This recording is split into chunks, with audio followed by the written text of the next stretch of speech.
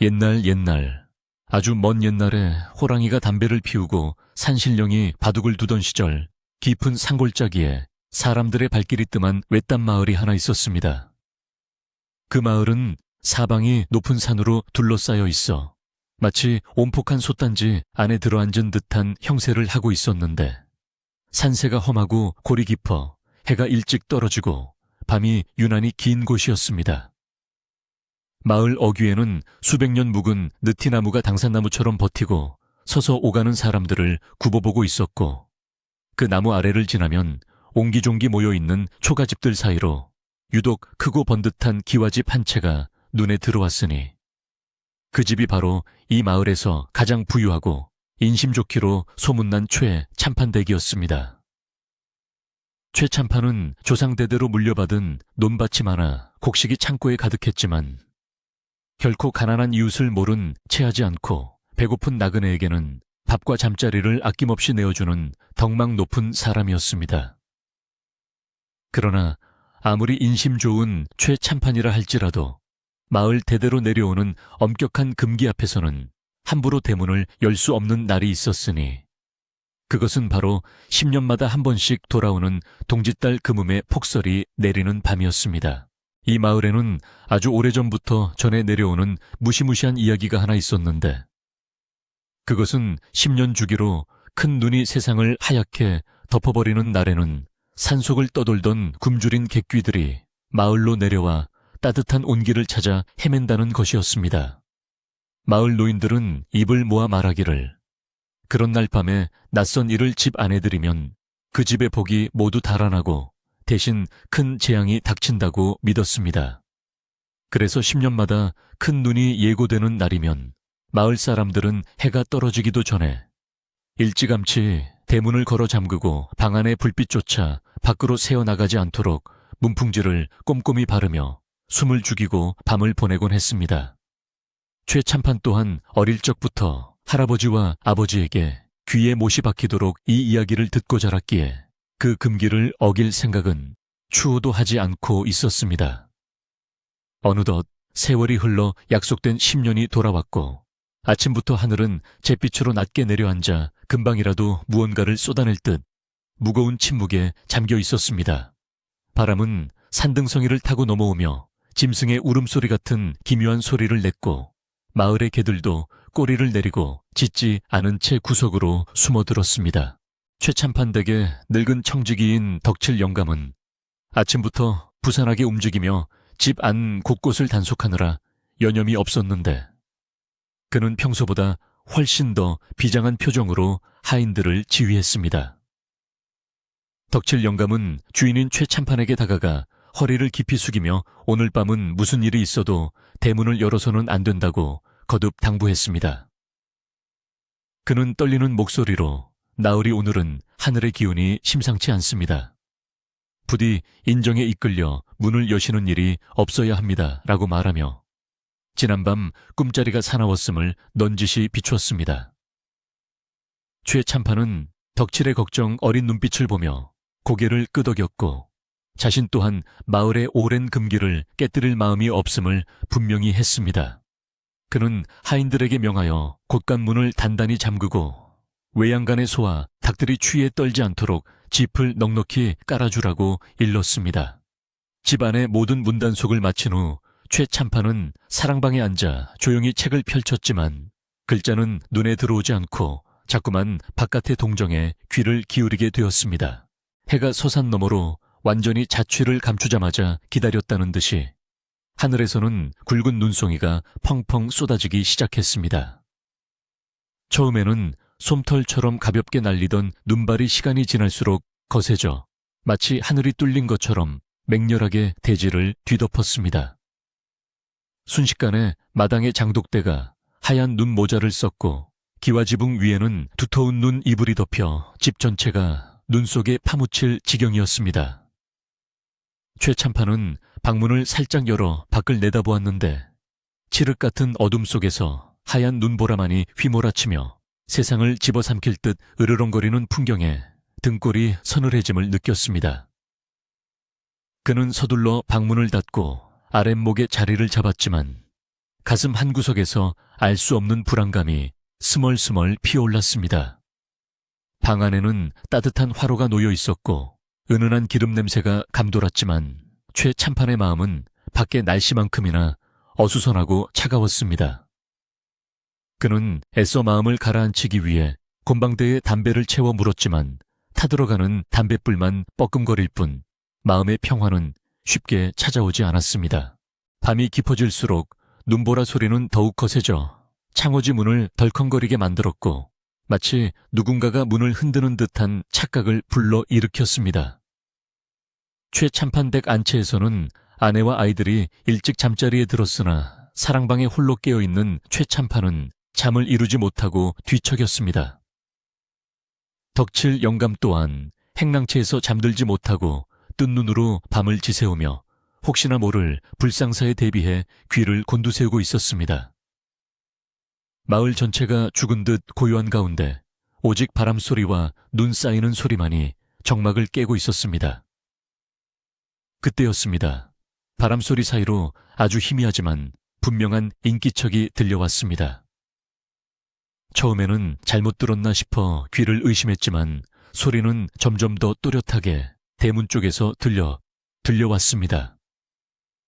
그것은 바람에 흔들리는 나뭇가지 소리도 아니었고 고란이나 멧돼지 같은 산짐승의 발소리도 아닌 분명 사람의 기척이었습니다. 최 참판은 숨을 죽이고 그 소리에 집중했는데 쿵쿵하고 둔탁하게 대문을 두드리는 소리가 이어졌습니다. 그 소리는 크지 않았지만 고요한 밤의 정막을 깨뜨리기에는 충분히 날카롭고 절박하게 들렸습니다. 최 참판의 심장이 덜컥 내려앉았고 머릿속에서는 덕칠 영감의 당부와 마을 노인들의 경고가 경종처럼 울려 퍼졌습니다. 절대 문을 열어주지 말라는 금기가 그의 이성을 붙잡았지만 대문 밖에서 들려오는 소리는 너무나도 애처롭고 간절했습니다. 잠시 후 문 두드리는 소리와 함께 갈라지고 쉬어버린 목소리가 바람을 타고 넘어왔습니다. 주인장 계시오. 지나가던 과객인데 눈볼에 길을 잃어 얼어 죽게 생겼습니다. 제발 하룻밤만 재워주십시오. 그 목소리는 추위에 떨고 있는 것이 역력했고 금방이라도 끊어질 듯 위태로워 보였습니다. 최 참판은 자리에서 벌떡 일어나 방 안을 서성거렸습니다. 밖에는 살을 내는 듯한 추위와 함께 앞을 분간할 수 없는 눈보라가 몰아치고 있는데 사람을 문 밖에 세워두고 모른 척한다는 것은 평소 그의 성품으로는 도저히 용납할 수 없는 일이었습니다.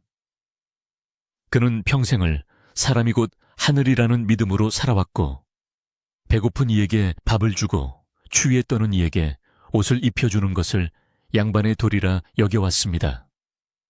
하지만 오늘 밤만은 예외였습니다. 마을 전체가 두려워하는 그 금기의 날에 정체를 알 수 없는 낯선 일을 집안에 들인다는 것은 자신뿐만 아니라 가족 전체를 위험에 빠뜨릴 수도 있는 일이었기 때문입니다. 그는 다시 자리에 주저앉아 귀를 막으려 했지만 밖에서 들려오는 기침 소리와 애원하는 소리는 더욱 가슴을 파고들었습니다. 여보시오, 제발 살려주시오. 이대로 가다가는 객사할 것 같소. 행랑채에 있던 덕칠 영감도 그 소리를 들었는지 황급히 사랑방 문 앞으로 달려왔습니다. 나으리 들으셨습니까? 절대 대꾸하셔서는 안 됩니다. 저것은 사람이 아닐지도 모릅니다. 예전부터 이 날에 내려오는 것은 산 사람이 아니라고 했습니다. 덕칠의 목소리는 공포에 질려 떨리고 있었습니다. 최 참판은 문을 사이에 두고 덕칠에게 물었습니다. 덕칠아, 내 귀에도 저 소리가 들리느냐? 저것이 정말 귀신의 소리란 말이냐? 내 귀에는 영락없는 사람의 목소리로 들리는데 어찌 산 사람을 눈밭에 두고 죽게 내버려 둔단 말이냐? 덕칠은 다급하게 대답했습니다. 나으리 속으시면 안 됩니다. 귀신은 사람의 마음을 약하게 하여 틈을 비집고 들어오는 법입니다. 지금 문을 여시면 큰 화를 입게 됩니다. 제발 고정하십시오. 그러나 최 참판의 마음속에서는 인간적인 연민과 금기에 대한 두려움이 팽팽하게 줄다리기를 하고 있었습니다. 그는 생각했습니다. 만약 저 밖에 있는 이가 정말로 길을 잃은 나그네라면, 내가 문을 열지 않아 그가 죽게 된다면 평생 그 죄책감을 어찌 감당할 것인가. 조상님들께서 물려주신 이 집안의 가훈이, 적선 지산 이건을 귀신이 무서워 사람을 죽게 만드는 것이 과연 옳은 일인가. 그의 머릿속은 혼란스러웠고 입에는 식은땀이 맺혔습니다. 밖의 소리는 점차 잦아들어가고 있었습니다. 문을 두드리는 힘도 약해졌고 목소리도 희미해져 갔습니다. 마치 생명의 불씨가 꺼져가는 것처럼 말입니다. 그 침묵은 쾅쾅거리는 소리보다 더 큰 압박감으로 최참판의 가슴을 짓눌렀습니다. 그는 더 이상 견딜 수 없다는 듯이 방문을 활짝 열어 젖혔습니다. 찬바람이 방 안으로 훅 끼쳐 들어와 촛불을 흔들었습니다. 덕칠 영감은 소스라치게 놀라며 최참판의 앞을 가로막았습니다. 나으리 아니두옵니다. 정말 아니두옵니다. 늙은 종의 눈에는 눈물이 그렁그렁했습니다. 하지만 최참판의 눈빛은 이미 결단으로 굳어져 있었습니다. 비켜라, 덕칠아. 내 눈앞에서 사람이 죽어나가는 꼴은 볼 수 없다. 그것이 귀신이든 짐승이든 도움을 청하는 일을 외면하는 것은 사람의 도리가 아니다. 만약 화가 미친다면 내가 다 감당할 것이다. 최참판은 덕칠을 밀치고 대돌 아래로 내려섰습니다. 눈은 발목을 덮을 정도로 쌓여 있었고 집신 사이로 차가운 눈의 기운이 스며들었습니다. 그는 마당을 가로질러 대문 쪽으로 걸어갔습니다. 뽀드득 뽀드득 눈 밟는 소리가 밤의 정막 속에 유난히 크게 울렸습니다. 대문 앞에 다다른 최참판은 잠시 멈칫했습니다.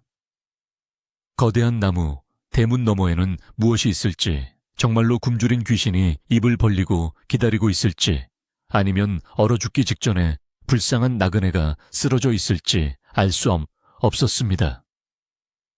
문고리를 잡은 그의 손이 미세하게 떨렸습니다. 등 뒤에서는 덕칠 영감이 바닥에 엎드려 통곡하고 있었고 집안의 공기는 팽팽하게 긴장되어 터질 것만 같았습니다. 바람은 더욱 표독스럽게 울부짖으며 최 참판의 옷자락을 휘감았습니다. 그는 심호흡을 한번 크게 내쉬고 마음을 다잡았습니다. 사람 목숨보다 중한 것은 없다. 그는 스스로에게 최면을 걸듯 되뇌며 굳게 잠겨있던 빗장을 천천히 들어 올렸습니다. 삐그덕거리는 소리와 함께 육중한 빗장이 풀렸습니다. 무거운 대문이 천천히 열리자 하얀 눈보라가 휘어리치며 마당 안으로 들이닥쳤습니다. 최참판은 눈을 가늘게 뜨고 앞을 응시했습니다. 희미한 달빛과 눈에 반사된 빛 속에서 누군가가 대문 기둥에 기대어 웅크리고 있는 모습이 보였습니다. 삿갓은 반쯤 벗겨져 있었고 남루한 옷차림 위에는 눈이 수북하게 쌓여 마치 눈사람처럼 보였습니다. 그 형체는 최참판이 문을 열자 힘겹게 고개를 들어 올렸습니다. 창백하다 못해 푸르딩딩한 얼굴, 퀭한 눈 그리고 앙상하게 마른 손이 눈에 들어왔습니다. 그는 살아있는 사람이라기보다는 땅에서 갓 기어나온 시신에 더 가까운 모습이었습니다. 최참판은 순간 멈칫하며 뒷걸음질 칠 뻔했지만 사내의 입에서 나오는 하얀 입김을 보고 그가 살아있음을 확인했습니다. 살려주십시오. 사내는 모기만한 목소리로 중얼거리며 그대로 앞으로 고꾸라졌습니다. 최참판은 얼른 달려가 사내를 부축했습니다. 사내의 몸은 얼음장처럼 차가웠지만 분명히 심장은 미약하게나마 뛰고 있었습니다. 최참판은 덕칠을 큰 소리로 불렀습니다. 덕칠아, 뭣하고 있느냐? 어서 와서 이분을 부축해라. 사람이 다 죽어가는데 보고만 있을 게냐? 덕칠은 여전히 두려움에 떨고 있었지만 주인의 호통에 어쩔 수 없이 달려나와 사내의 반대편 팔을 잡았습니다. 덕칠이 사내의 몸에 손을 대는 순간 그는 소스라치게 놀라며 손을 뗄 뻔했습니다. 사내의 몸에서 느껴지는 항해는 단순히 추위 때문이 아니라 마치 깊은 땅속의 냉기처럼 뼛속까지 시리게 만드는 기운이었기 때문입니다. 덕칠은 사내의 얼굴을 힐끔 쳐다보았는데 감겨있는 눈꺼풀 아래로 뭔가 기이한 기운이 꿈틀거리는 것 같아 온몸에 소름이 돋았습니다. 두 사람은 축 늘어진 사내를 힘겹게 부축하여 사랑방으로 옮겼습니다.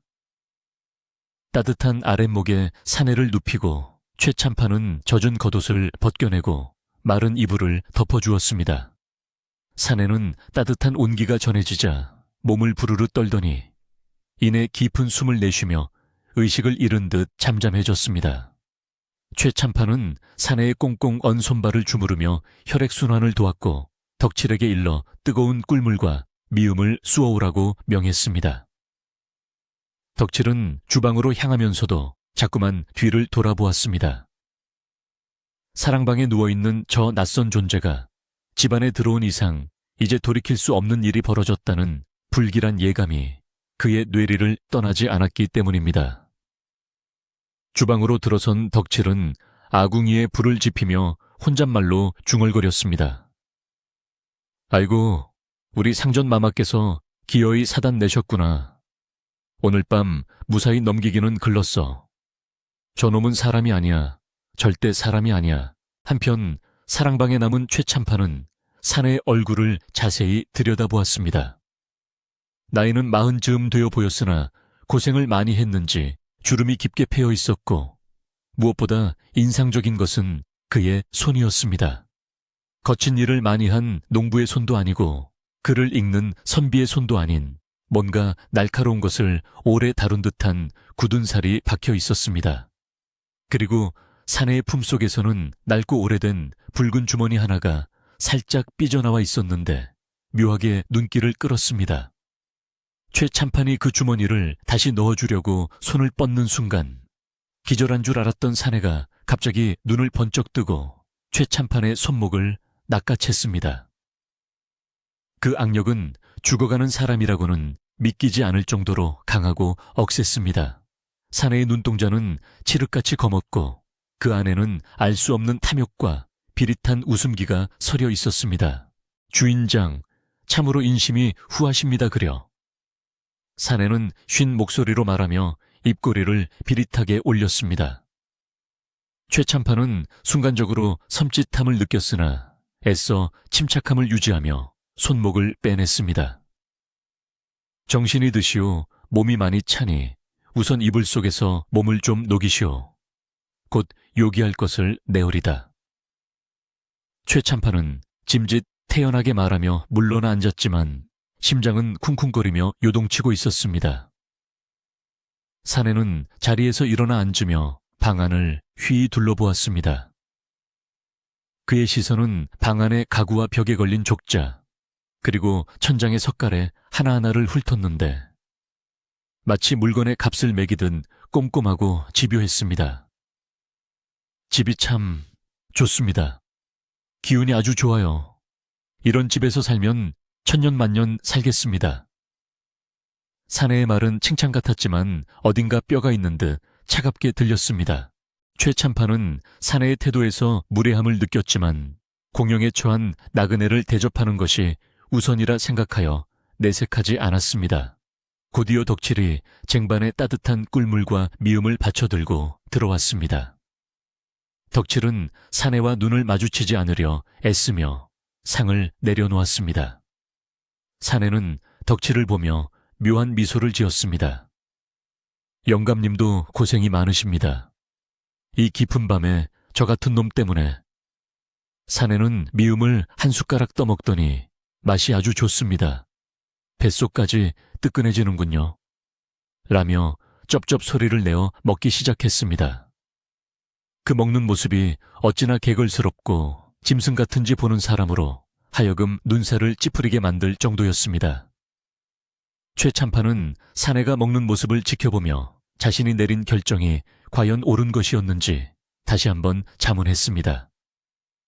밖에서는 여전히 눈보라가 미친 듯이 휘몰아치고 있었고 방 안의 공기는 점점 더 무겁게 가라앉고 있었습니다. 사내는 그릇을 싹 비우고는 만족스러운 듯 트림을 꺽 했습니다. 그리고는 최참판에게 몸을 기울이며 은밀한 목소리로 물었습니다. 헌데 주인장, 이 집의 식구가 몇이나 됩니까? 그리고 이 집의 가장 귀한 것은 어디에 보관하시는지요? 그 질문은 단순히 호기심에서 나온 것이라고 하기에는 지나치게 구체적이고 노골적이었습니다. 최참판의 눈썹이 꿈틀했습니다. 나그네가 하룻밤 묵어가며 물을 법한 질문이 아니었습니다. 최참판은 정색을 하며 대답했습니다. 식구는 단출하오. 그리고 시골 살림에 귀한 것이랄 게 뭐 있겠소. 그저 비바람 피할 지붕이나 있으면 다행이지. 그러자 사내는 의미심장한 눈빛으로 최참판을 빤히 쳐다보며 말했습니다. 에이, 겸손도 지나치십니다. 들어오면서 보니 곳간의 기둥이 아주 튼실하던데요. 그 안에는 보물이라도 숨겨져 있는 게 아닙니까? 사내의 말에 사랑방의 공기는 얼어붙은 듯 차가워졌습니다. 최참판은 이제야 자신이 큰 실수를 저질렀을지도 모른다는 사실을 직감했습니다. 이 사내는 단순히 길을 잃은 나그네가 아니었습니다. 그의 눈빛, 말투, 행동 하나하나가 평범한 사람의 범주를 벗어나 있었습니다. 덕칠 영감의 경고가 다시금 귓가에 맴돌았습니다. 절대 문을 열어주지 마십시오. 하지만 이미 문은 열렸고 불청객은 집 안 가장 깊숙한 곳에 들어와 앉아 있었습니다. 사내는 자신의 짐꾸러미를 슬그머니 끌어당겨 무릎 위에 올려놓았습니다. 그 꾸러미 안에서 쇠붙이가 부딪히는 듯한 짤그랑 소리가 났습니다. 최참판의 등 뒤로 식은땀 한 방울이 흘러내렸습니다. 최참판은 짐짓 하품을 하며 분위기를 바꾸려 해서 했습니다. 밤이 깊었으니 그만 쉬도록 합시다. 나도 피곤하여 들어가 봐야겠소. 그러나 사내는 누울 생각이 전혀 없어 보였습니다. 주인장 잠이 오십니까? 이런 눈 오는 밤에는 옛날 이야기나 하며 밤을 새우는 것도 좋지 않겠습니까? 제가 아주 재미있는 이야기를 하나 알고 있는데 들어보시겠습니까? 사내의 제안은 거절할 수 없는 강압적인 분위기를 풍겼습니다. 최참판은 어쩔 수 없이 다시 자리에 앉을 수밖에 없었습니다. 사내는 섬뜩한 미소를 지으며 이야기를 시작하려 했고 창호지 문 너머로 보이는 사내의 그림자는 불빛에 일렁이며 기괴하게 커져만 갔습니다. 그 시각 부엌으로 돌아온 덕칠은 떨리는 손으로 물 한 사발을 들이켰습니다.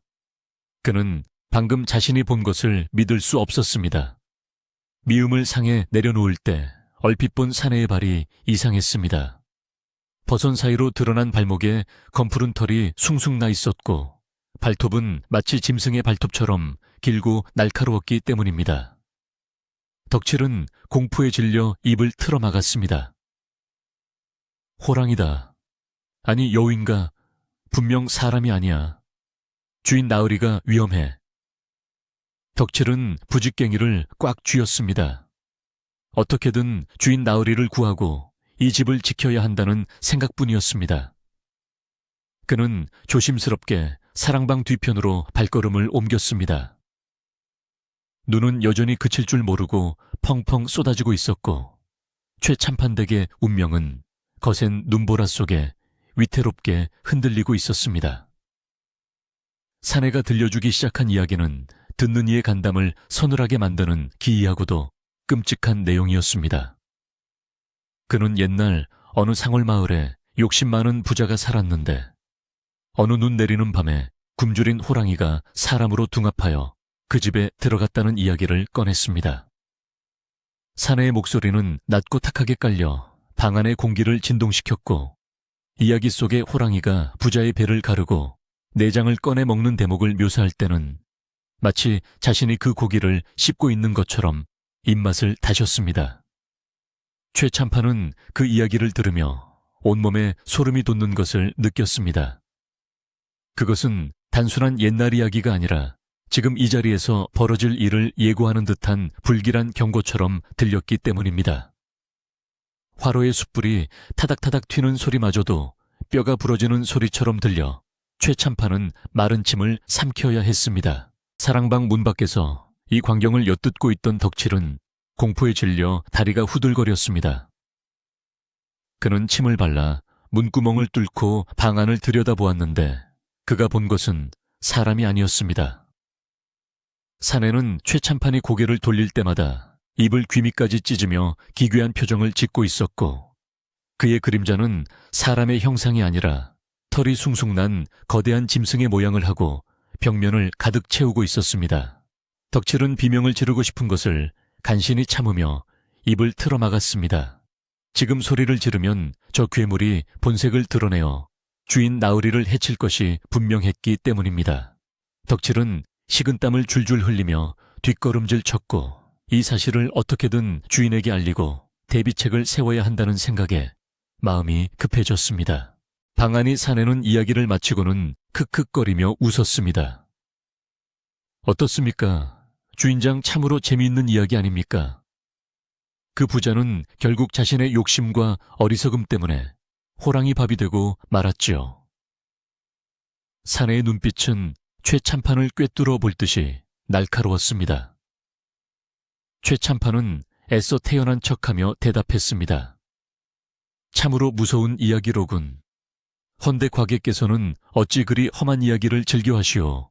밤이 깊었으니 이제 그만 쉬는 것이 좋겠소.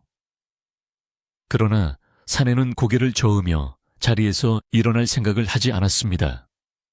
오히려 그는 몸을 앞으로 숙이며 더욱 은밀한 목소리로 요구했습니다.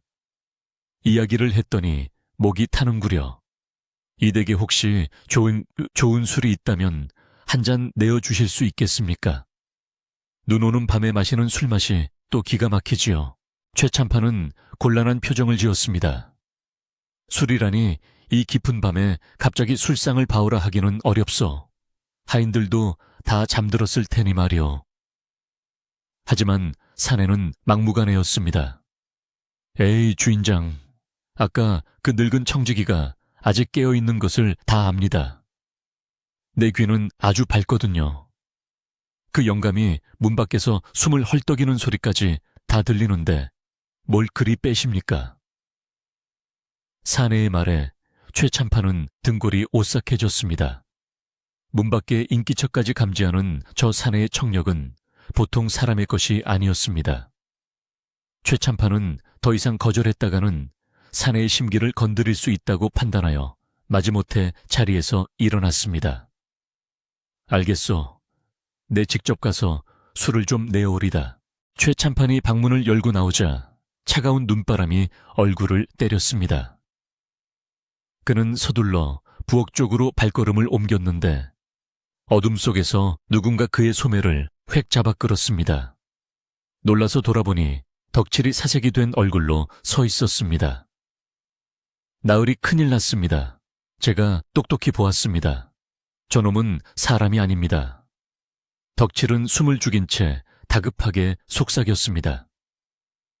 최참판은 주위를 살피며 낮은 목소리로 물었습니다. 너도 느꼈느냐? 내 보기에도 심상치 않다. 허나 지금 당장 쫓아내려 했다가는 무슨 해코지를 당할지 모른다. 덕칠은 울먹이며 말했습니다. 그림자가 짐승이었습니다, 나으리. 그리고 아까 미음을 먹을 때 혀가 뱀처럼 갈라지는 것을 보았습니다. 당장 식구들을 깨워 피신시켜야 합니다. 최참판은 덕칠의 말을 듣고 잠시 고민에 빠졌습니다. 밖은 여전히 눈보라가 몰아치고 있어 식구들을 데리고 피신하기에는 너무 위험했습니다. 게다가 섣불리 움직였다가는 방 안에 있는 저 괴물을 자극하여 더 큰 화를 부를 수도 있었습니다. 최참판은 덕칠의 어깨를 잡으며 단호하게 말했습니다. 진정해라. 지금 도망치는 것은 불가능하다. 놈이 눈치채지 못하게 시간을 끌면서 방법을 찾아야 한다. 네가 가서 술상을 봐오되 술에 취하게 하여 틈을 보자꾸나. 그리고 행랑채의 머슴들을 조용히 깨워라. 절대로 소리를 내서는 안 된다. 놈의 귀가 아주 밝으니 조심해야 한다. 덕칠은 주인의 침착한 태도에 조금이나마 용기를 얻어 고개를 끄덕였습니다. 덕칠이 부엌으로 들어가 술상을 준비하는 동안 최 참판은 잠시 마당에 서서 밤하늘을 올려다보았습니다. 눈은 그칠 기미가 보이지 않았고 검은 구름이 달을 가려 사방은 칠흑 같은 어둠뿐이었습니다. 그는 자신의 선택을 뼈저리게 후회했습니다.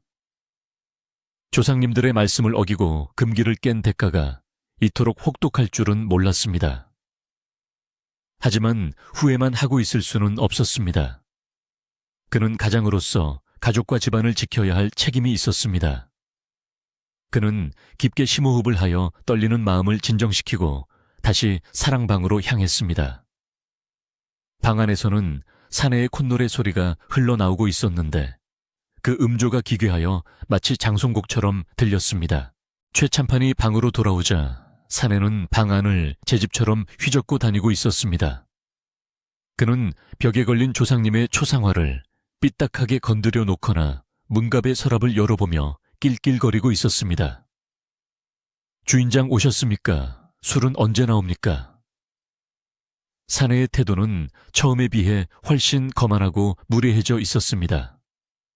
최 참판은 불쾌함을 억누르며 자리에 앉았습니다. 곧 나올 것이요. 헌데 과객은 어디서 오는 길이요 행색을 보니 먼 길을 온 것 같은데. 사내는 의문스러운 미소를 지으며 대답했습니다. 저는 산에서 왔습니다. 아주 깊고 어두운 산이지요. 그곳에는 먹을 것이 없어서 배가 몹시 고팠는데 마침 주인장의 냄새, 아니 인심이 좋다는 소문을 듣고 찾아왔습니다. 그때 덕칠이 술상을 들고 들어왔습니다. 쟁반 위에는 탁주 한 병과 김치 몇 조각이 놓여 있었습니다. 덕칠의 손은 덜덜 떨려서 술병이 달그락거리는 소리를 냈습니다. 사내는 그 모습을 보며 비웃듯 말했습니다. 영감님, 왜 그리 떠십니까? 제가 잡아먹기라도 합니까? 사내는 덕칠의 손에서 술병을 낚아채듯 받아들고는 병째로 입에 털어 넣었습니다. 꿀꺽꿀꺽 넘어가는 소리가 방 안에 크게 울렸습니다. 보통 사람이라면 숨이 차서 한 번에 마시기 힘든 양이었지만 사내는 단숨에 병을 비우고는 입가를 소매로 쓱 닦았습니다. 캬술맛 좋군요. 이제야 좀 살 것 같습니다. 그러나 그의 눈빛은 술기운이 돌기는커녕 더욱 형형하게 빛나고 있었습니다. 사내는 빈 술병을 바닥에 굴리며 최 참판에게 몸을 바짝 들이댔습니다. 주인장 술도 들어갔으니 이제 본론을 이야기해 볼까요? 제가 아까 이 집에 귀한 것이 무엇인지 물었지요. 최 참판은 긴장하며 대답했습니다. 그렇소만 우리 집에는 당신이 탐낼 만한 보물 같은 건 없소. 그러자 사내는 혓바닥을 날름거리며 징그럽게 웃었습니다. 보물이 없다니요. 제가 들어오면서 맡은 냄새가 있는데 아주 향긋하고 부드러운 냄새 말입니다. 안채 쪽에 어린아이들이 있지요. 사내의 말이 떨어지자마자 최 참판의 눈동자가 흔들렸습니다. 놈은 재물을 노리는 것이 아니라 사람을, 그것도 자신의 어린 자식들을 노리고 있었던 것입니다. 최 참판은 주먹을 꽉 쥐었습니다. 분노가 두려움을 넘어섰습니다. 이보시오, 나그네 대접을 해줬으면 예의를 지켜야지. 감히 내 식구들을 입에 올리다니 당장 그 입 다물지 못하겠소. 최 참판의 호통에 사내는 잠시 멈칫하는 듯 하더니 이내 더 크게 웃음을 터뜨렸습니다. 하하하, 호랑이 앞에서 지저대는 강아지 꼴이라니. 주인장, 아직도 상황 파악이 안 되십니까? 내가 이 집에 들어온 이상 이 집의 주인은 더 이상 당신이 아닙니다. 사내는 자리에서 벌떡 일어났습니다. 그의 몸집이 아까보다 훨씬 커진 듯 했고 그림자가 천장까지 닿아 방 전체를 어둠으로 덮어버렸습니다. 한편 부엌에서 나온 덕칠은 곧장 행랑채로 달려가 자고 있던 머슴들을 발로 차며 깨웠습니다. 일어나라 이놈들아, 다 죽게 생겼다. 어서 일어나 머슴들은 비몽사몽간에 일어났지만 덕칠의 사색이 된 얼굴을 보고 사태의 심각성을 깨달았습니다. 덕칠은 떨리는 목소리로 상황을 설명했습니다. 사랑방에 든 놈이 귀신이다. 주인 나으리가 위험해. 너희들은 몽둥이랑 낫을 챙겨서 안채 입구를 지켜라. 무슨 일이 있어도 그놈이 안채로 들어가지 못하게 막아야 한다. 마을 청년 출신의 덩치 큰 머슴인 돌쇠가 눈을 부라리며 물었습니다. 귀신이라니요. 정말입니까, 영감님? 덕칠은 고개를 세차게 끄덕였습니다. 내 두 눈으로 똑똑히 봤다. 사람 가죽을 쓴 짐승이야. 어서 서둘러. 집안은 겉으로는 고요해 보였으나 내부에서는 긴박한 움직임이 시작되었습니다. 머슴들은 각자 무기가 될 만한 것들을 챙겨 어둠 속에서 안채로 통하는 중문 주위에 매복했습니다. 안채에서는 최참판의 아내가 이상한 낌새를 채고 잠에서 깼습니다. 그녀는 밖에서 들리는 웅성거림과 사랑방 쪽에서 들려오는 남편의 고함 소리에 가슴이 철렁 내려앉았습니다.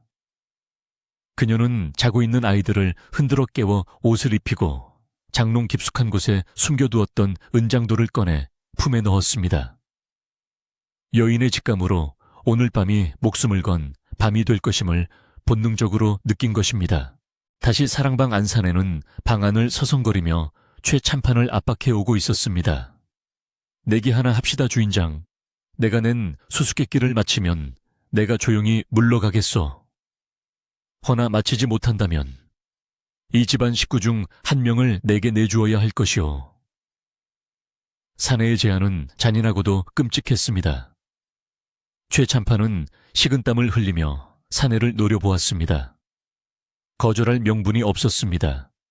힘으로 맞서기에는 상대가 인간이 아님이 분명했고 지금으로서는 지혜를 겨루어 시간을 버는 것이 유일한 방법처럼 보였습니다. 좋소. 무슨 수수께끼요. 내 맹세코 당신의 콧대를 꺾어주리다. 최참판은 떨리는 목소리에도 결기를 담아 대답했습니다. 사내는 만족스러운 듯 입꼬리를 말아 올렸습니다. 좋습니다. 아주 좋아요. 문제는 세 가지입니다. 첫 번째 아침에는 4발, 점심에는 2발, 저녁에는 3발인 것이 무엇이냐는 시시한 문제는 내지 않겠습니다. 내 문제는 이것입니다. 살아있으나 숨 쉬지 않고 죽었으나 썩지 않으며 베어도 피가 나지 않고 태워도 재가 되지 않는 것은 무엇인가? 사내는 문제를 내고는 최참판의 얼굴을 빤히 들여다보며 즐거워했습니다. 최참판의 머릿속은 하얗게 변해버릴 지경이었습니다. 당황과 공포 속에서 답을 찾아내야만 가족을 살릴 수 있다는 중압감이 그를 짓눌렀습니다. 그 시각 마을의 노인 회관에서도 이상한 징조가 포착되었습니다. 마을의 최고령자인 김노인이 잠을 자다 벌떡 일어난 것입니다. 그는 창문을 열고 눈 내리는 밖을 내다보며 중얼거렸습니다. 최참판 댁쪽 하늘에 시커먼 요기가 서렸구나. 기어이 사단이 났어. 10년 전에 그놈이 다시 왔구나. 김노인은 지팡이를 짚고 급히 밖으로 나갔습니다. 그는 마을 청년들을 깨워야 한다고 생각했습니다. 비록 늦은 밤이고 폭설이 내리고 있었지만 마을의 인심을 잃지 않은 최참판 댁이 화를 입는 것을 보고만 있을 수는 없었기 때문입니다. 마을 곳곳에서 하나둘씩 불이 켜지기 시작했습니다. 사랑방의 공기는 질식할 듯 무거웠습니다. 사내는 재촉했습니다. 시간이 없습니다, 주인장. 밖에 눈이 그치기 전까지 답을 내놓지 못하면 약속대로 아이 하나를 데려가겠습니다. 최참판은 눈을 감고 깊은 생각에 잠겼습니다. 살아있으나 숨 쉬지 않고 그의 입에는 굵은 땀방울이 맺혀 흘러내렸습니다. 밖에서는 바람이 미친 듯이 울부짖으며 창호지 문을 흔들어댔고 그 소리는 마치 수많은 원혼들이 문을 열라고 아우성치는 것처럼 들렸습니다. 최참판의 집은 이제 거대한 폭풍의 눈 속에 갇힌 조각배와도 같았습니다. 과연 그는 이 요괴의 수수께끼를 풀고 위기를 모면할 수 있을까요? 아니면 이대로 사내의 먹잇감이 되고 말까요? 불길한 그림자는 점점 더 짙게 집안을 들이우고 있었습니다. 최 참판은 눈을 지그시 감고 사내가 던진 수수께끼의 답을 찾기 위해 온 신경을 집중했습니다. 방 안의 공기는 마치 물속에 잠긴 듯 먹먹했고 타닥타닥 타오르는 촛불 심지 소리만이 최 참판의 거친 숨소리와 박자를 맞추고 있었습니다. 살아있으나 숨 쉬지 않고 죽었으나 썩지 않으며 베어도 피가 나지 않고 태워도 죄가 되지 않는 것. 이 기묘한 문장은 머릿속에서 뱅뱅 돌며 그를 어지럽게 만들었습니다. 사내는 최 참판의 곤혹스러운 표정을 즐기듯 턱을 괴고 앉아 손가락으로 바닥을 톡톡 두드리며 재촉에 신호를 보냈습니다. 그 손가락 마디마디가 비정상적으로 길고 굵어 사람의 손이라기보다는 나뭇가지나 짐승의 앞발처럼 보였습니다. 시간이 얼마나 흘렀을까요? 최 참판의 뇌리에 번개처럼 스치는 것이 있었습니다. 그는 감았던 눈을 천천히 뜨고 사내의 발밑에서 흔들리고 있는 검은 그림자를 바라보았습니다. 촛불에 비친 사내의 그림자는 벽을 타고 올라가 천장을 덮고 있었는데 기이하게도 그 모양이 사람의 형상이 아닌 웅크린 짐승의 모습과 흡사했습니다. 최 참판은 마른 침을 삼키며 떨리지만 확신에 찬 목소리로 입을 열었습니다. 그 답은 바로 그림자가 아니요 살아있는 사람에게 붙어 다니나 숨을 쉬지 않고 주인이 죽으면 함께 사라지나 썩지 않으며 칼로 베어도 베어지지 않고 불에 비치면 춤을 추나 타지 않으니 말이오. 최 참판의 대답이 떨어지자 사내의 얼굴에서 비릿한 미소가 순식간에 사라졌습니다. 사내는 눈을 가늘게 뜨고 최 참판을 노려보았는데 그 눈빛이 어찌나 매섭고 차가운지 방 안의 온도가 순식간에 뚝 떨어진 것 같았습니다. 제법이시군요. 시골 양반이라 얕보았더니 꽤나 영민한 구석이 있습니다. 사내는 칭찬을 하는 척했지만 그 목소리에는 명백한 불쾌감이 서려 있었습니다. 사내는 술병을 들어 잔에 술을 채우려 했으나 병은 이미 비어 있었습니다. 그는 빈 병을 바닥에 내던지듯 내려놓으며 으르렁거렸습니다. 술이 떨어졌군. 목이 타는데 말이오. 그의 목소리는 아까보다 훨씬 더 굵고 거칠어져 마치 짐승이 그르렁거리는 소리와 섞여 들리는 듯 했습니다. 밖에서 이 상황을 숨죽여 지켜보던 덕칠은 안도의 한숨을 내쉬었지만 곧이어 닥쳐올 두 번째 위기를 직감하고 다시 긴장했습니다. 덕칠은 부엌으로 돌아가 아궁이 앞에 쭈그리고 앉았습니다. 아궁이 위에는 커다란 가마솥이 걸려 있었고 그 안에서는 붉은 팥죽이 보글보글 끓고 있었습니다. 덕칠은 이 팥죽이야말로 귀신을 쫓는 유일한 무기라고 믿었습니다. 그는 나무 주걱으로 팥죽을 저으며 간절히 기도했습니다. 비나이다 비나이다 터주신이시여 조왕신이시여 부디 이 집안을 굽어 살피시어 저 사악한 잡기를 몰아내 주소서. 팥죽이 끓으면서 구수하면서도 묘한 냄새가 퍼져나갔는데 덕칠은 이 냄새가 사랑방까지 닿아 사내의 힘을 빼놓기를 바랐습니다. 사랑방 안의 사내는 코를 킁킁거리며 인상을 찌푸렸습니다. 이게 무슨 냄새입니까? 아주 고약하고 역겨운 냄새가 나는군요. 사내는 소매로 코를 막으며 질색했습니다. 최 참판은 그 냄새가 팥죽 냄새임을 알아차리고 덕칠이 무언가 준비하고 있음을 깨달았습니다. 예로부터 붉은 팥은 귀신이 가장 싫어하는 곡물로 알려져 있었으니 사내의 반응은 그가 인간이 아니라는 또 하나의 확실한 증거였습니다. 최 참판은 짐짓 모른 척하며 대꾸했습니다. 아마 식구들이 동짓날이라 팥죽을 쑤는 모양이오. 사람이 먹는 음식 냄새가 역겹다니 과객의 비위가 참으로 특이하구려. 최 참판의 말에 사내는 눈을 부라리며 쏘아붙였습니다. 잔말 말고 두 번째 문제나 받으시오. 이번에는 그리 쉽게 마치지 못할 것이오. 사내는 자세를 고쳐 앉으며 더욱 음산한 목소리로 두 번째 수수께끼를 냈습니다. 나에게는 발이 없으나 천리를 가고 날개가 없으나 하늘을 날며 손이 없으나 아름드리 나무를 뿌리째 뽑아버리지. 울부짖어도 입이 없고 보이지 않으나 세상 모든 틈새를 파고드는 나는 무엇인가. 사내는 문제를 내고는 승리감에 도취된 듯 희죽거렸습니다. 이 문제는 첫 번째보다 훨씬 더 추상적이고 범위가 넓어 보였습니다. 최 참판은 다시금 고민에 빠졌습니다. 발 없는 말이 천리를 간다는 속담도 있고 날개 없는 것이 난다는 것은 구름이나 연기일 수도 있었습니다. 하지만 나무를 뽑아버릴 만큼 강력한 힘을 가진 것은 무엇일까? 최 참판은 창호지 문 밖에서 들려오는 소리에 귀를 기울였습니다. 밖에서는 여전히 눈보라가 휘몰아치고 있었고 거센 바람이 처마 끝에 매달린 풍경을 요란하게 울려대고 있었습니다. 윙윙거리는 바람소리는 마치 짐승의 울음소리 같기도 하고 귀신의 통곡소리 같기도 했습니다. 최 참판은 문득 그 소리 속에서 답을 찾았습니다. 보이지 않지만 세상을 뒤흔들고 모든 틈새를 파고들어 뼛속까지 시리게 만드는 존재. 바로 지금 창문 밖에서 집을 삼킬 듯이 으르렁거리는 저것.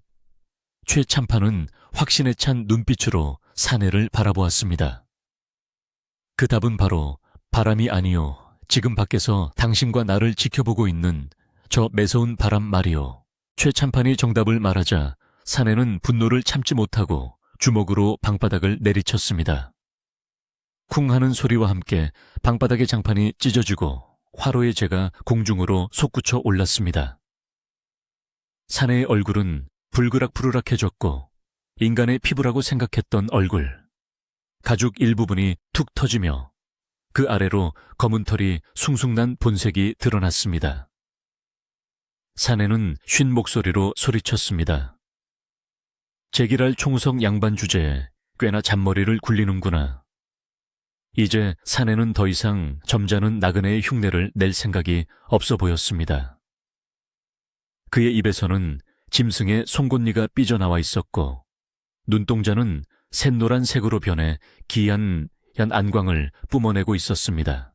최 참판은 그 끔찍한 모습을 보고 심장이 멎을 뻔했지만 여기서 물러서면 끝장이라는 생각에 죽을 힘을 다해 버텼습니다. 약속대로 2번을 마쳤으니 이제 그만 물러가시오. 당신이 누구든 무엇이든 간에 내 집에서 당장 나가란 말이오. 최 참판은 호통을 쳤지만 사내는 코웃음을 쳤습니다. 물러가라. 하하하. 들어올 때는 네 마음대로 문을 열어주었지만 나갈 때는 내 마음대로 나가는 법이지. 아직 마지막 한 문제가 남았다. 이 문제마저 마친다면 내 깨끗이 물러가주지. 허나 이번에도 마치지 못하면 내 놈의 간을 꺼내 씹어 먹을 것이다. 사내는 자리에서 벌떡 일어났습니다. 그의 키는 앉아있을 때와는 비교도 안 될 만큼 거대해져서 머리가 천장에 석가래에 닿을 정도였습니다.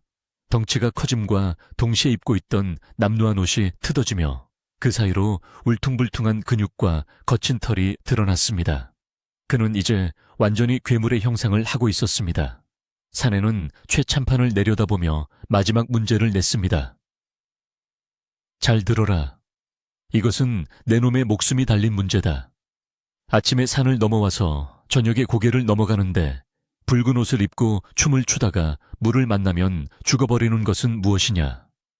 사내는 낄낄거리며 최 참판의 턱 밑까지 다가왔습니다.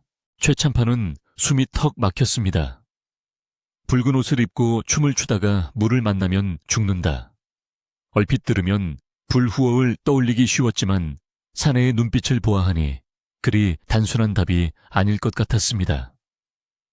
게다가 아침에 산을 넘어와서 저녁에 고개를 넘어간다는 대목이 마음에 걸렸습니다. 하에 태양인가 아니면 도깨비불인가.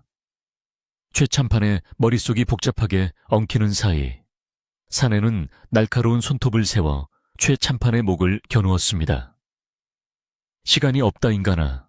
어서 답을 말해라. 내 인내심이 바닥나고 있다.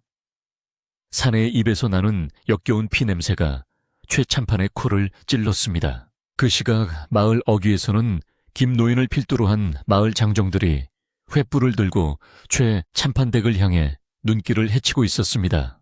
10년 만에 폭설을 뚫고 모인 그들의 얼굴은 비장했습니다. 김 노인은 지팡이로 눈을 치우며 소리쳤습니다. 서둘러라, 최 참판댁의 기운이 위태롭다. 늦으면 큰일 난다. 장정들은 횃불을 높이 들고 발걸음을 재촉했습니다. 횃불의 붉은 불빛이 하얀 설원 위에 긴 그림자를 드리우며 마치 어둠을 몰아내는 군대처럼 전진했습니다. 마을 사람들의 웅성거림과 횃불 타는 소리가 바람을 타고 조금씩 최 참판댁으로 전해지고 있었습니다. 다시 사랑방 안최 참판은 절체절명의 위기 속에서 마지막 지혜를 짜내고 있었습니다. 그는 사내가 불을 무서워하는 짐승이라는 점, 그리고 물을 싫어한다는 점을 상기했습니다.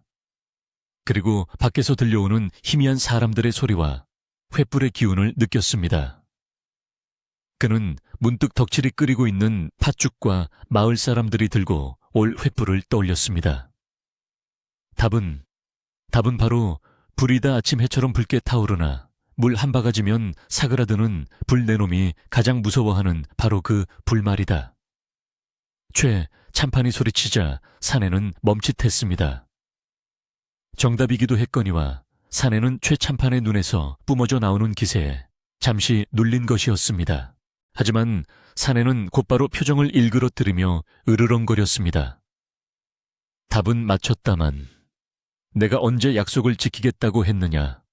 나는 원래 거짓말을 밥 먹듯이 하는 놈이다. 내 놈이 너무 똑똑해서 살려두면 후환이 될 것 같으니 오늘 밤 여기서 끝장을 봐야겠다. 사내는 약속을 뒤집고 본색을 드러내며 최 참판을 덮치려 했습니다. 최 참판은 재빨리 옆에 있던 묵직한 벼루를 들어 사내의 얼굴을 향해 내던졌습니다. 퍽하는 소리와 함께 벼루가 사내의 이마를 강타했고 검붉은 피가 튀었습니다. 사내는 고통스러운 비명을 지르며 뒤로 주춤했습니다. 그 틈을 타 최 참판은 방문을 박차고 밖으로 뛰쳐나갔습니다. 덕칠아, 팥죽을 가져오너라 어서. 최 참판의 고함 소리가 눈보라를 뚫고 울려 퍼졌습니다. 부엌에서 대기하고 있던 덕칠은 주인의 목소리를 듣자마자 펄펄 끓는 팥죽 솥을 통째로 들고 밖으로 뛰쳐나왔습니다. 덕칠의 손은 뜨거움에 대어 붉게 부어올랐지만 그는 아랑곳하지 않고 사랑방 쪽으로 달렸습니다. 동시에 안찰 쪽에서는 머슴들이 몽둥이와 낫을 들고 달려 나와 최 참판을 애워쌌습니다. 집안은 순식간에 아수라장이 되었습니다.